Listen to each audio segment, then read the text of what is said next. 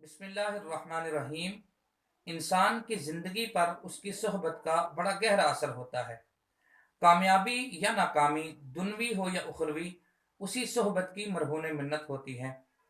हत्ता कि उसके नज़रियात पर भी गहरा असर मुरतब होता है। अच्छे की सोहबत अच्छा, जबकि बुरे की सोहबत इंसान को बुरा बना देती है। और अगर अच्छों के साथ सोहबत नसीब हो जाए तो इंसान की बुराइयां आहिस्ता आहिस्ता मिटती चली जाती हैं और अच्छाइयां निखर कर सामने आ जाती हैं। और बिलाखिर इंसान का खात्मा भी उसकी सोहबत के मुताबिक होता है। नबी करीम सल्लल्लाहु अलैहि वसल्लम ने इरशाद फरमाया, अल मरउ अला दीनी खलीलिही फलयंजुर अहदुकुम मन युखालिल। आदमी अपने खलील यानी दोस्त के दीन पर होता है, बस तुम में से हर एक को अपना दोस्त बनाते वक्त ख्याल करना चाहिए।